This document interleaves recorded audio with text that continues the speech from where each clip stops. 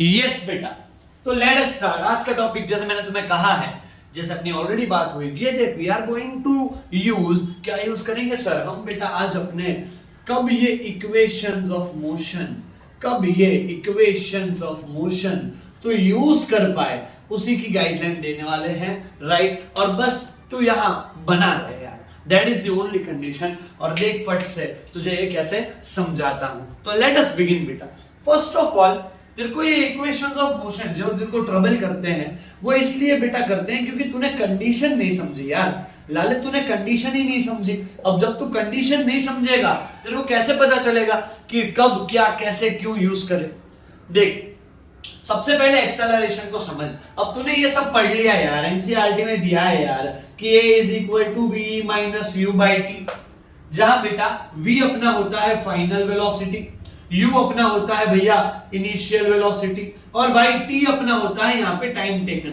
अब होता क्या है कि जब भी कोई ऑब्जेक्ट एक्सेलरेशन में हो, अब एक्सेलरेशन का मतलब कि भाई चेंज इन वेलोसिटी। अब किसी ऑब्जेक्ट की स्पीड किस रेट से बदल रही हो।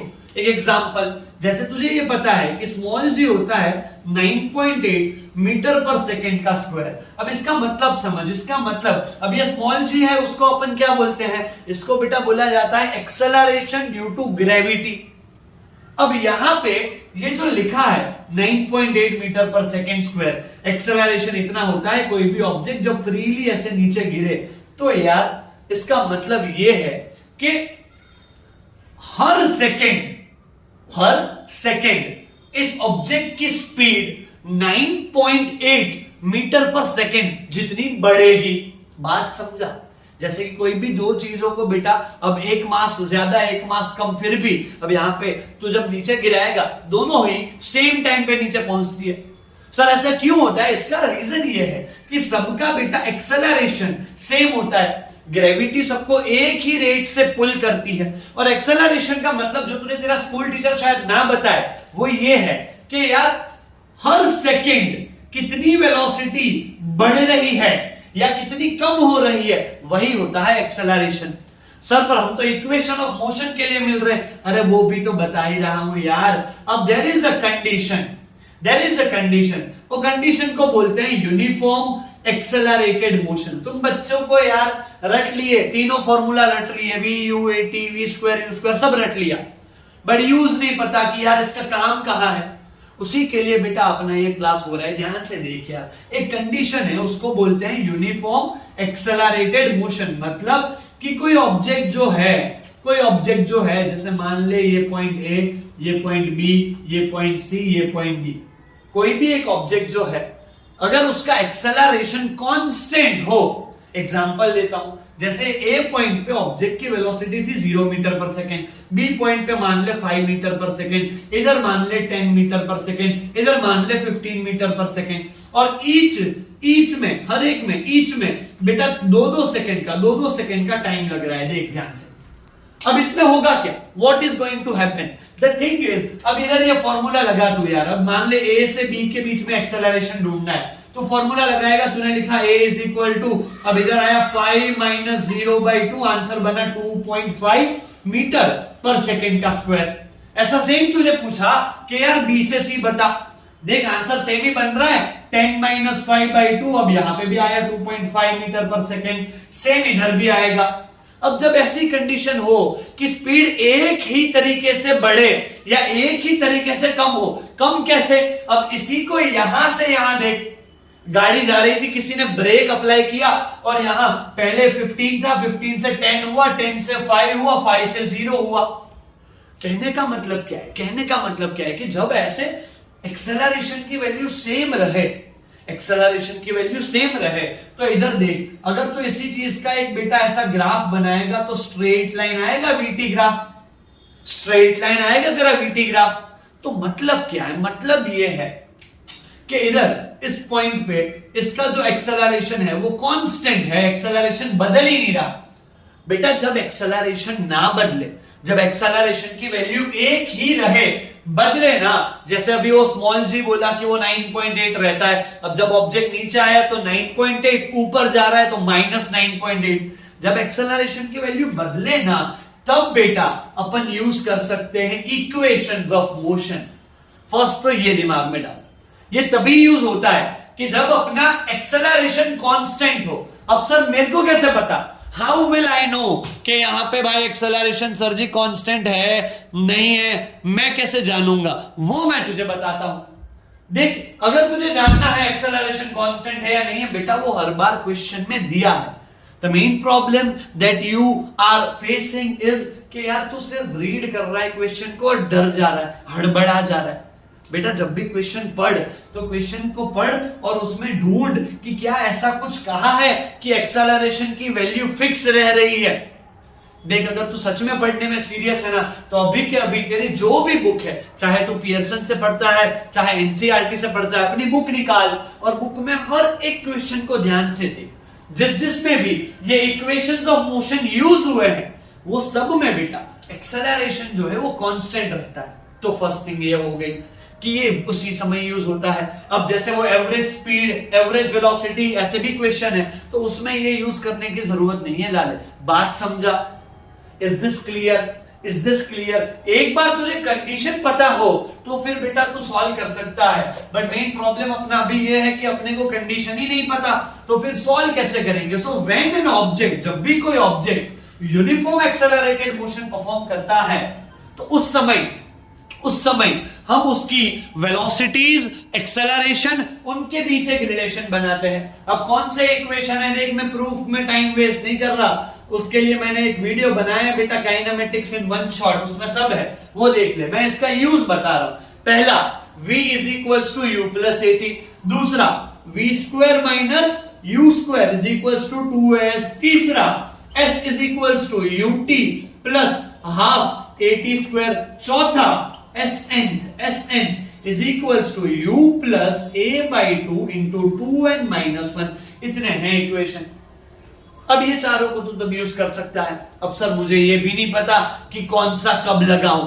अरे बेटा जो भी ये पढ़ रहा है, जिसने भी पढ़ाई इतनी करी, मेरा एग्जांपल ले ले। अगर तू मेरे को कोई आइडल मानता है, तो कोई अच्छा टीचर मानता है, तो बेटा ये किसी को भी नहीं पता होता कौन सा कब लगाना है। हार्श ट्रूथ बता दिया आज तुझे। ये सारी चीजें बेटे प्रैक्टिस से आती है।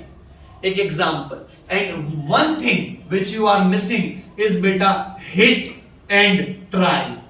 Hit and try, hit and try मतलब कि यार 3 ही तो इक्वेशन है।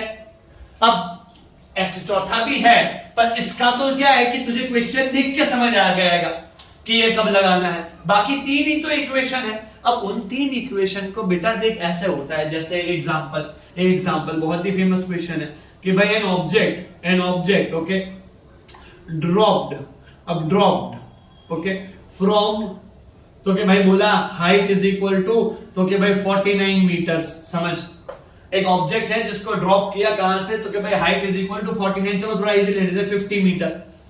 अब इधर बोला तुझे कि जी उसका ले लेना है अपने को 10 मीटर पर सेकेंड स्क्वायर। अब क्वेश्चन क्या पूछा? क्वेश्चन ये पूछा कि यार तुम बताओ कि टाइम कितना लगेगा इसको नीचे पहुंचने में। ध्यान से देख, और अगेन ये है तेरे एनसीईआरटी पियर्सन दोनों में ही ये क्वेश्चन है। कैसे करेंगे यार? सिंपलेस्ट ट्रिक, सिंपलेस्ट, पहले डेटा लिख। तुझे सब जल्दी कर लेना है कि 5 मिनट में ये भी कर लूं, 5 मिनट में वो भी कर लूं, फटाक से ये सीख जाओ। ऐसे नहीं होता बे। तो सर आप तो कर पा रहे हो, अबे this requires years of practice and trust me it does require बेटा। एक दिन में आ जाता, सब आ जाते सीखने सिखाने बेटा। तो देख, जैसे इसको डाइसेक्ट करो, an object dropped from, drop किया है, पहले तो पकड़ के रखा था, ये अपना हिंट है बेटा कि इधर लेना है u is equal to 0 metre पर सेकेंड। बात समझा? अब भाई यार यहाँ पे एक्सेलरेशन अपना है 9.8 सॉरी 10 बोला, 10 ले लेते हैं, 10 मीटर पर सेकेंड स्क्वायर। ओके, अब इधर भाई हाइट बोल दी कि भाई 50 मीटर। ओके, अब देख ढूंढना क्या है? अब ढूंढना है यार टाइम ढूंढना है। अब यार यहीं से वो हिट एंड ट्राई चालू होती है। तूने क्वेश्चन देखा, अब यहाँ पे एस की जगह यहाँ एच है, यहाँ भी एस ही रख देते हैं यार, डिस्टेंस हाइट सेम ही तो बात है। अब तूने जब क्वेश्चन देखा तो क्वेश्चन देख के अपने को देखना है कि यार इधर एस है, यू है, ए है, तो भैया टी। अब ये चारों एक साथ कौन से फॉर्मूला में आते हैं? This is how you look at it. बात समझा? इसमें एक और चीज पूछ सकते हैं कि भाई also find its velocity on reaching the ground, कि जमीन पर पहुंच के कितनी वेलोसिटी होगी। अब पहली चीज, you always have to write the given. एक बार गिवन लिखा फिर देख यार कि भाई साहब ये जो टर्म है ये सारी की सारी एक में कब आती है, वही वाला यूज कर। 90% उससे ये सॉल्व हो जाएगा। बट तुम क्या कर रहे हो, ब्लाइंडली खेल रहे हो, ऐसे नहीं होता, ट्रस्ट मी। अब जैसे इसमें तो भाई s is equal to u तो 0 है तो u की पूरा 0, अब बचा बेटे हाफ। अब एक्सेलरेशन ये 10, अब t का स्क्वायर, अब t नहीं पता इधर लिख ले t का स्क्वायर। अब इधर ये s अपना मतलब डिस्टेंस बोला कि 50 मीटर है। अब क्या होगा भाई, अब तो हो गया, तेरे को आता है 52, ये अपना 100/10 is equals to t square. तो बेटा तेरा ये टी स्क्वायर बनेगा 10 सेकेंड 10 सेकेंड, और टी बेटा बना तेरा √10 सेकेंड। बात हो गई खत्म। समझा? बात समझा? दूसरा क्या पूछा यार, वेलोसिटी पूछी। अब वापस वही लगाना, v u a t, ये कब आ रहे हैं चारों? सर पहले में आ रहे हैं तो पहले लगा दे। Always in most of the questions, हाँ कुछ होते हैं ट्विस्टेड, कुछ बहुत ट्विस्टेड होते हैं जिसमें एक से नहीं बनती बात, दो बनाने पड़ते हैं, 2 के 3 भी बन जाए। बट तू पहले ये तो सीख, फर्स्ट इसमें बना अपनी मास्टरी यार, ट्रस्ट मी। और तेरे बुक के जितने भी क्वेश्चन है, अगर तूने ऐसे वाले सॉल्व किए तो फिर बेटा आगे जा पाएगा। तब सीधा फर्स्ट से 11th में डाल दूं तो बेटा कुछ नहीं समझ आएगा तो कितना भी ब्रिलियंट है। तो इसीलिए it is always there is a process which has to be followed. समझा? चला जा। अब इधर जैसे ये फर्स्ट वाला लगाया तो v इज इक्वल्स टू, अब u तो 0 है तो 80, अब a एक्सेलरेशन अपना है 10, ये वाला है अपना √10, ये आंसर आ गया तेरा। बात समझा? बात समझा? और एक चीज कि इस वाले में बेटा जब भी ऐसा बोला हो कि रिटार्डेशन हो रहा है, जैसे अपन ने जो एग्जांपल वो लिया था अभी, उसमें अगर उसको D से A देखें कि जब अपना क्या हो रहा है तो स्पीड कम हो रही है, तो बेटा तुझे ये एक्सेलरेशन जो होता है यहाँ पे, ये जो इक्वेशन लिखा वो चेंज हो जाता है, ये ऐसे हो जाता है, प्लस की जगह माइनस। क्यों सर?